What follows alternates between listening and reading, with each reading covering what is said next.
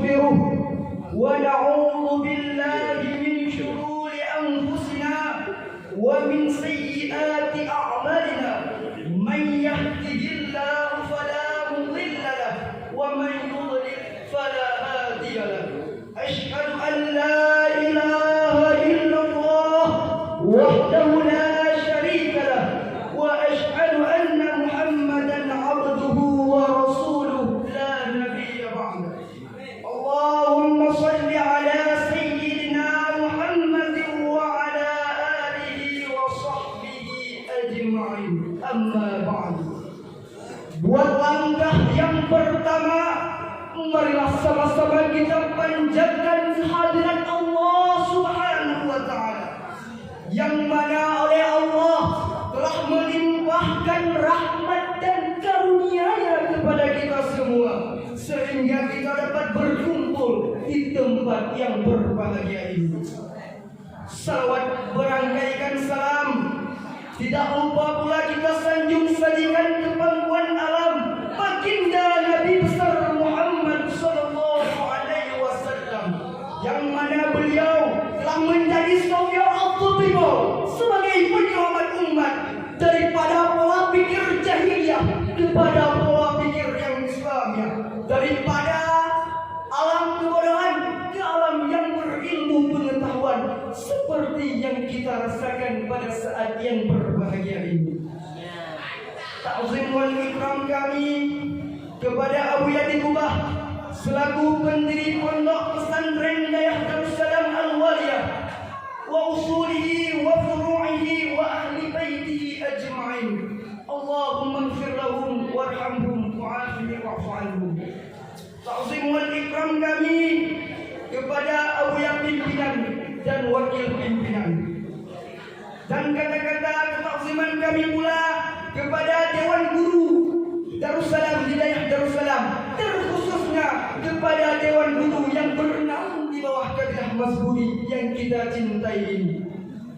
Kata-kata kemuliaan dan kehormatan kami kepada abang-abang letting dan teman-teman seperjuangan yang saya banggakan.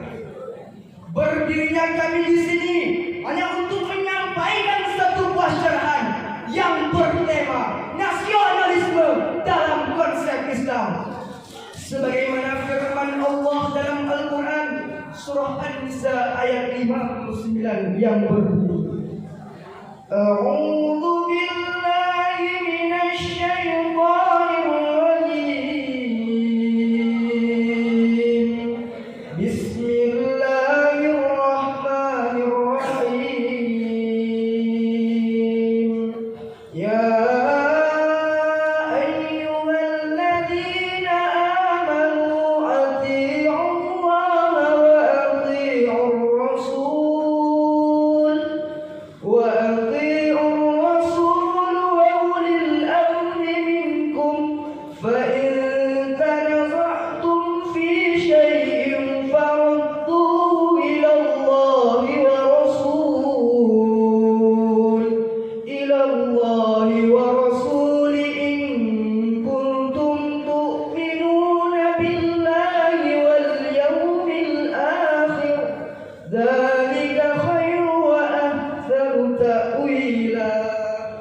Yang artinya, wahai orang-orang yang beriman, taatilah Allah dan taatilah Rasulnya dan ulil amri di antara kamu.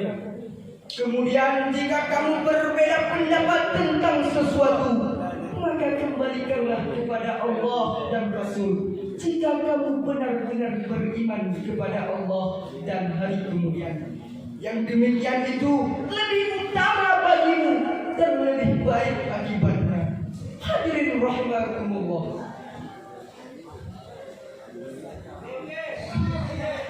Al-Mustafa Al-Marri dalam tafsirnya juz 3 halaman 72 menjelaskan ayat ini adalah perintah kepada orang-orang yang beriman agar mematuhi Allah serta mengamalkan Al-Quran dan mematuhi sunnah Rasul, serta mematuhi ulil amri yang meliputi para hakim, para ulama, pemerintah, yang menjadi rujukan dalam memenuhi kebutuhan hidup dan memecahkan masalah yang dihadapi. Sebagaimana sabda Rasulullah SAW, "Wa man yuti'il amira faqad ata'ani, wa man ya'sil amira faqad asani." Dan barang siapa yang telah menaati pemimpin, maka sungguh dia telah menaatiku. Dan barang siapa yang durhaka kepada pemimpin, maka sungguh dia telah durhaka kepadaku. Hadis riwayat Bukhari dan Muslim.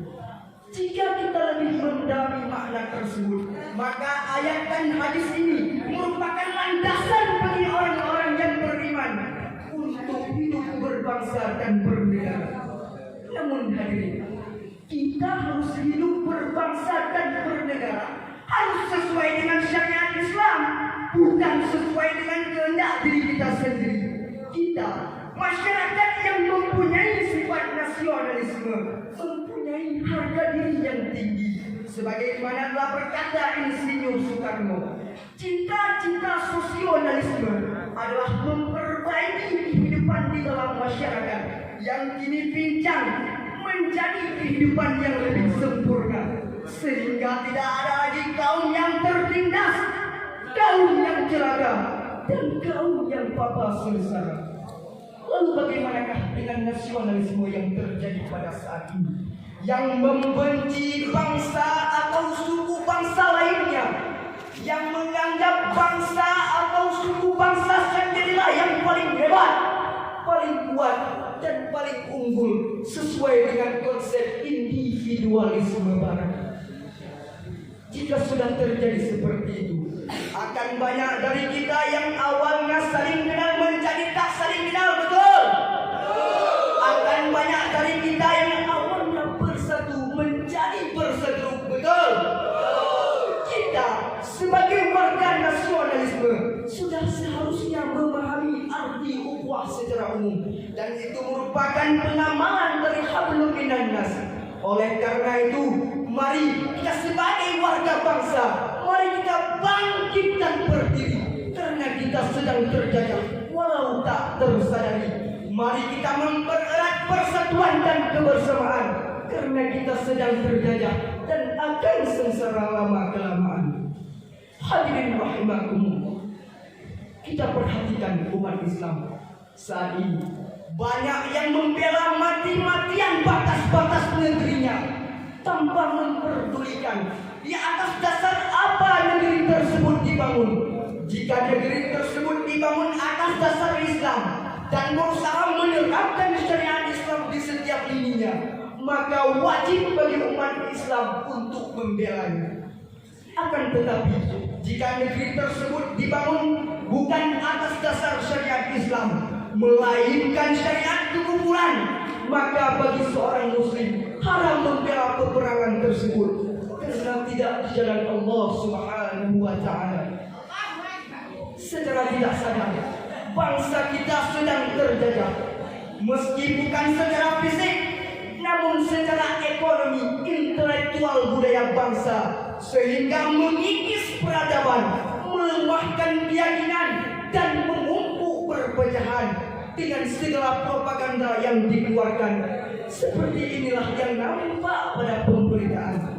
Jika sudah seperti ini, apa yang harus kita lakukan? Sebagaimana firman Allah dalam Al-Quran surah Ali Imran ayat 103 yang berbunyi, Bismillahirrahmanirrahim. Wa'tasimu bihablillahi jami'an wa la tafarraqu. Dan berpegang teguhlah kamu semuanya kepada tali agama Allah, dan janganlah kamu bercerai-berai. Hadirin rahimakumullah, menurut Al-Faryabi dan Ibnu Abi Hatim yang bersumber dari Ibnu Abbas, asbabun nuzul ayat ini berkenaan dengan pertentangan antara kaum Aus dan kaum Khazraj. Tak kala ketika Rasulullah sedang sakit, tiba-tiba terdengar pertentangan antara kedua tubuh tersebut. Mereka terus terlibat di dalam bentrokan fisik dengan cara-cara jahiliyah. Meski Rasulullah sedang sakit parah, Sambil berjalan sempoyongan, beliau tetap melalui pertengkaran antara kedua suku tersebut.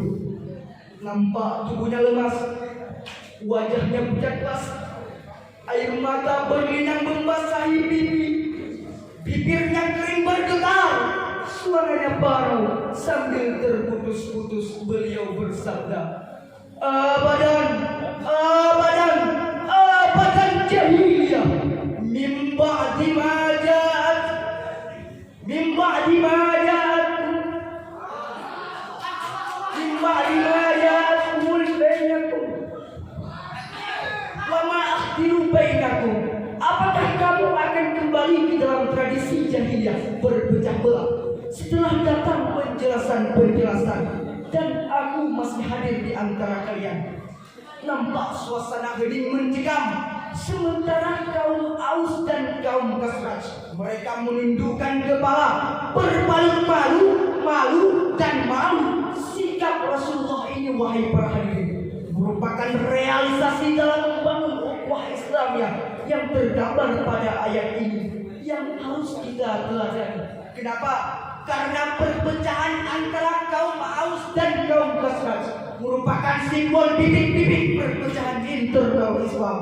Realitas sering menunjukkan terkadang cuma gara-gara perbedaan proyek, berlainan organisasi yang dipengaruhi oleh kepentingan pribadi dan kelompok, lantas pisah partai, putus silaturahim, berakhir dengan saling tonjok, saling rampok, bahkan bisa berujung saling bacok. Na'udzubillahi min dzalik.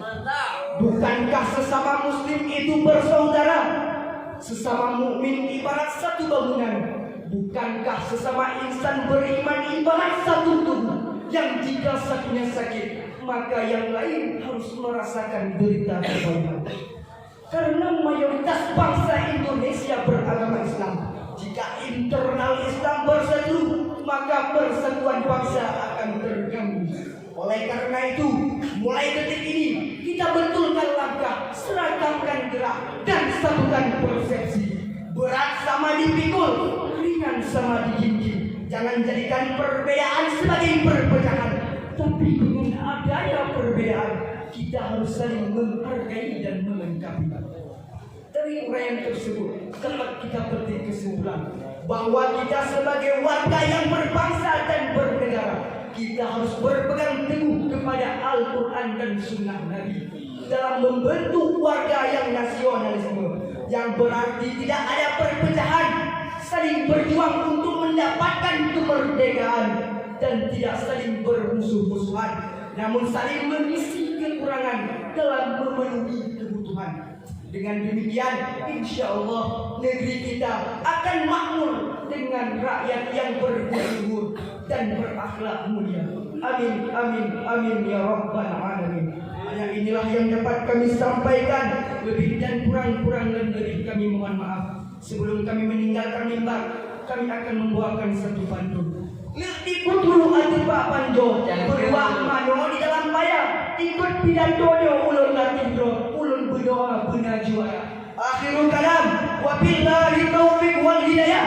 Assalamualaikum.